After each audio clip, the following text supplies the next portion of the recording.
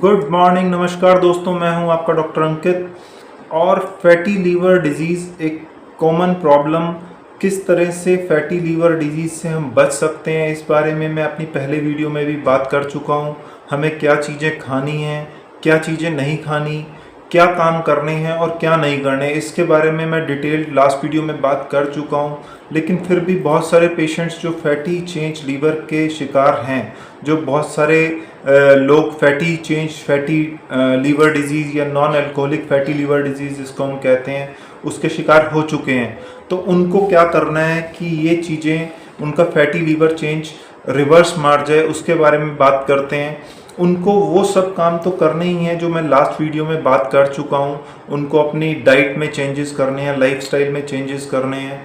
उनको natural uncooked food ज़्यादा से ज़्यादा लेना है। उनको होल ग्रेन सीरियल्स लेने हैं, मिलेट्स, ज्वार, रागी, बाजरा, इन चीज़ों का ज़्यादा यूज़ करना है। उनको नट्स और सीड्स का यूज़ ज़्यादा करना है। अल्कोहल छोड़ देनी है, डीप फ्राइड फूड से बचना है।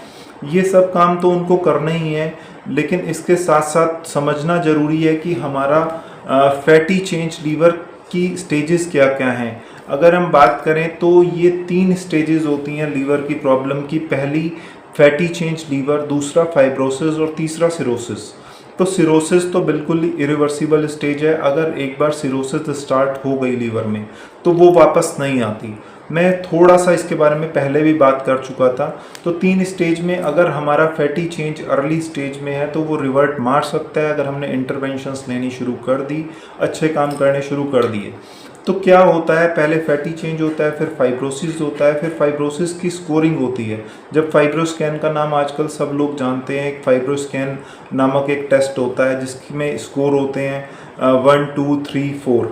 तो अगर वो स्कोर 7 से 12 हैं तो मॉडरेट से सीवियर लीवर में फाइब्रोसिस हो चुकी होती है। 12 से 16 हैं तो सीवियर फाइब्रोसिस हो चुकी होती है। और 16 से भी अगर स्कोर ज़्यादा आता है तो कुछ रिपोर्ट्स कहती हैं 16 से ज़्यादा सिरोसिस हो गई है, कुछ लैब्स कहती हैं अगर 20 से ज़्यादा स्कोर है तो सिरोसिस हो गई है।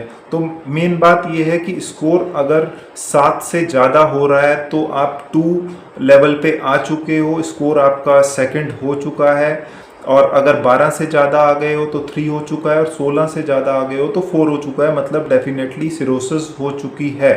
तो जब फाइब्रोसिस अर्ली लेवल पे होती है, मतलब स्कोर 7 से भी कम आता है फाइब्रोस्कैन का, मतलब आप पहली ही क्लास में हैं, तो वहाँ तक की कंडीशन उतनी टेंशन वाली नहीं होती है और वो चांसेस होते हैं कि थोड़ा उसका रिवर्सल हो जाए अगर हम अलर्ट हो जाएं। और सिर्फ एक सबसे इम्पॉर्टेंट काम अगर आप कर लें, अगर इंसान अपना वेट रिडक्शन कर ले, अगर आपने 5 किलो भी वेट अपना रिड्यूस कर लिया अपनी डाइट से, अपनी एक्सरसाइज से, अपनी लाइफस्टाइल से, तो कम 10% लीवर का फंक्शन इम्प्रूव हो जाता है। तो एक वेट रिडक्शन ही लगभग 50% प्रॉब्लम सॉल्व कर देता है, कोई दवाई की तो बाद में ही बात करें। तो मेरे ख्याल से समझ आया होगा फैटी चेंज, उसके बाद फाइब्रोसिस, फिर सिरोसिस। तो फाइब्रोसिस का जो 4th स्टेज होता है उसी को सिरोसिस कहते हैं, और सिरोसिस बिल्कुल इरिवर्सिबल चीज़ है, वहाँ से कोई भी वापसी नहीं है। तो सिरोसिस में तो इवन फाइब्रोस्कैन का भी कोई रोल नहीं है, क्योंकि एक बार सिरोसिस हो गई तो बार बार फाइब्रोस्कैन कराने का कोई लॉजिक नहीं है। हमें पता चल गया है, अब हमें आगे क्या करना है, कॉम्प्लिकेशंस से बचाना है। कॉम्प्लिकेशंस के भी बारे में मैं बात करूंगा। कुछ और टेस्ट का रोल बन जाता है, जैसे एक अल्ट्रासाउंड तो बहुत बेसिक टेस्ट है, लोग करा के आते हैं, उनको कुछ प्रॉब्लम, हल्की सी एसिडिटी हुई, करा लिया, लीवर में फैटी चेंज मिल गया, वो परेशान हो गए। तो और भी एक टेस्ट स्पेसिफिकली होते हैं कि हमें एक बार ब्लड में एंजाइम्स का लेवल देखना होता है कि एटलीस्ट बिलिरुबिन तो नहीं बढ़ा हुआ है, SGPT SGOT नॉर्मल है या नहीं है। तो एक अच्छा साइन हो जाता है कि बिलिरुबिन भी नॉर्मल होना और SGPT SGOT लीवर के एंजाइम्स भी नॉर्मल होना एक अच्छा साइन हो जाता है, पहली चीज़। दूसरी चीज़, अगर हम रेडियोलॉजिकल इन्वेस्टिगेशंस पे जाएं तो अल्ट्रासाउंड एक बहुत ही बेसिक स्क्रीनिंग टेस्ट है। इसके बाद हम फाइब्रोस्कैन एडवाइस करते हैं जो हमारा फाइब्रोसिस का लेवल बताता है। वो मैंने पहले ही बता दिया कि उसके भी 1 2 3 4 स्टेजेस होती हैं, स्कोरिंग सिस्टम उस हिसाब से बना हुआ है। और अगर हम 4th स्टेज में हैं तो हम सिरोसिस पे पहुंच गए हैं, तो वो फाइब्रोस्कैन बताता है। तो फाइब्रोस्कैन एक बार करा लिया, हमें पता चल गया कि हमारी लेवल ऑफ फाइब्रोसिस क्या है, तो बार बार फाइब्रोस्कैन भी इलॉजिकल हो जाता है। तो और भी कुछ ऐसे टेस्ट होते हैं, जैसे सीटी स्कैन होता है ट्रिपल फेज, वो कराने की नीड पड़ सकती है लीवर की प्रॉब्लम जानने के लिए, या फिर एंडोस्कोपी भी कॉम्प्लिकेशंस को देखने का काम करती है जब एक बार फाइब्रोसिस हो जाती है, मॉडरेट से सीवियर फाइब्रोसिस हो जाती है। तो बहुत सारे चीज़ें होती हैं, कई बार फैटी चेंज ऐसे ही होता रहता है, कई बार बंदा सिरोसिस तक ऐसे ही पहुंच जाता है, उसे पता नहीं चलता, तो उसको हम कहते हैं कि अनकॉम्प्लिकेटेड सिरोसिस हो गई, कि कॉम्प्लिकेशंस आए नहीं, पेशेंट को पता ही नहीं चला और वो अपने आप ही साइलेंट सिरोसिस में पहुंच गया। और वो तब उसे पता चला एंड में जब उसने स्कैन कराया, उसको भूख लगनी कम हुई तो स्कैन कराया, फाइब्रो स्कैन हुआ तो देखा क्या, उसका तो स्कोर 16 से भी पार है फाइब्रो स्कैन में, और वो सिरोसिस हो चुकी है और उसके बाद फिर कोई रिवर्सल नहीं है। फिर यही रह जाता है कि किसी तरह से हम कॉम्प्लिकेशंस को बचाएं। तो सिरोसिस के या फाइब्रोसिस लीवर के क्या क्या कॉम्प्लिकेशंस हो सकते हैं, तो पेशेंट को बहुत ज़्यादा ब्लीडिंग हो सकती है, पेट में पानी भर सकता है जिसको हम एसाइटिस भी कहते हैं। तो और इसके साथ साथ पीलिया जॉन्डिस भी हो सकता है। तो ये कॉम्प्लिकेशंस होते हैं। तो कॉम्प्लिकेशन ब्लीडिंग को रोकने का फिर ट्रीटमेंट करना पड़ता है कि ब्लीडिंग ना हो, पेट में पानी ना भरे, जो भी प्लाज्मा चढ़ाना पड़े या कुछ ऐसे दवाइयाँ देनी पड़ती हैं जिससे उसको कंट्रोल, कॉम्प्लिकेशंस को कंट्रोल करने की कोशिश की जाती है। लेकिन सिरोसिस रिवर्ट नहीं मारती, वो कॉम्प्लिकेशन को रोकने में हेल्प करती हैं कुछ दवाइयाँ, और उनका लाइफ को प्रोलोंग किया जा सकता है। तो अब हमें कौन कौन से काम ऐसे करने हैं कि जिनसे हमारा, अगर फाइब्रोसिस का अर्ली स्टेज है, हमारा फाइब्रो स्कैन में स्कोर 7 से कम है, हम फर्स्ट क्लास में ही हैं अभी, या फिर हमारा सिर्फ फैटी चेंज ही लीवर का हुआ है, तो हमें वो सब काम तो करने ही हैं जो मैंने बचने के लिए पहले बताए थे, वो सब काम तो हमें करने ही हैं। साथ में हमें ध्यान देना है कि अगर हम शराब पीते हैं तो शराब ना पिएं, वेट रिडक्शन पे बहुत ज़्यादा ध्यान दें। वेट रिड्यूस अगर हमने कर लिया, अगर हमने जितना वेट हमने रिड्यूस कर लिया उससे डबल लीवर में बेनिफिशियल हो जाएगा, ये समझ लीजिए। अगर हमने 5 किलो रिड्यूस करा तो 10% लीवर का फंक्शन इम्प्रूव कर जाएगा।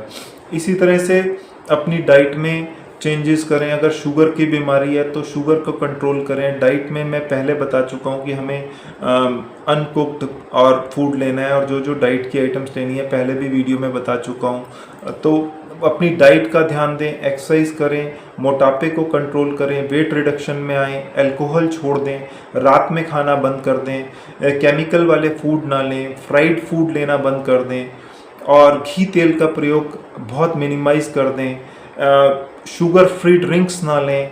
तो ये सब चीज़ें बहुत हार्मफुल होती हैं। प्रोसेस्ड फूड ना लें। तो ये सब काम करेंगे तो फैटी चेंज लीवर रिवर्ट कर सकता है और कर जाता है अर्ली स्टेजेस में। और कुछ दवाइयाँ भी ऐसी हैं कि विटामिन ई दे देते हैं या सिलीमेरिन सॉल्ट दे देते हैं, वो भी लीवर की इंजरी की लीवर सेल्स को रीजनरेट करने में हेल्प करता है। तो कई बार क्या होता है कि अगर आपका कॉम्प्लिकेटेड सिरोसिस भी हो गया है तो लाइफ स्पैन पेशेंट का 2 से 10 साल तक वो बंदा जी जाता है अगर कॉम्प्लिकेशंस को भी मैनेज करें। तो अनकॉम्प्लिकेटेड की तो लाइफ स्पैन और अच्छी हो जाती है अगर आप अनकॉम्प्लिकेटेड स्टेज में ही है, फैटी चेंज में ही है, या अर्ली स्टेज फाइब्रोसिस में है, तो आपका लाइफ स्पैन नॉर्मल रहता है। तो काफ़ी अच्छा लाइफ स्पैन जी जाते हैं और क्वालिटी ऑफ लाइफ भी अच्छी रहती है। अगर आप ये सब काम कर लेंगे तो बहुत बेनिफिशियल रहेगा और आप अर्ली फैटी चेंज से, अर्ली फाइब्रोसिस से रिवर्ट भी मार देंगे। तो बहुत ही इम्पॉर्टेंट चीज़ है हमारी लीवर की हेल्थ के लिए कि पहले तो फैटी चेंज होना ही नहीं चाहिए, पहले से ही हमें वो सब काम करने चाहिए, या उनमें से जितने मैक्सिमम काम कर सकते हैं वो कर लें। और अगर फिर भी अगर किसी को फैटी चेंज है तो उन काम के साथ कुछ एडिशनल चीज़ें कर लें कि हम वेट रिडक्शन पे एक्स्ट्रा ध्यान दें, अपनी डाइट पे क्या चीज़ें लेनी है, क्या चीज़ें नहीं लेनी, और अगर हमें कोमॉर्बिडिटीज़ हैं, डायबिटीज़ है, तो उसका भी ध्यान रखें। तो बहुत अच्छा रहेगा, रिज़ल्ट बहुत अच्छे मिलेंगे। और साथ में कुछ मेडिकेशंस की ज़रूरत है तो मेडिकेशंस भी लें। तो ये सब चीज़ें बहुत हेल्पफुल होती हैं। अननेसेसरी के एक्सपेरिमेंट ना करें, कोई बाहर बाबा फ़कीर ऐसे उल्टी सीधी कोई और ड्रग्स ना ले लें जो हिपैटोटॉक्सिक हों, जो हमारे लीवर को और हार्म करें।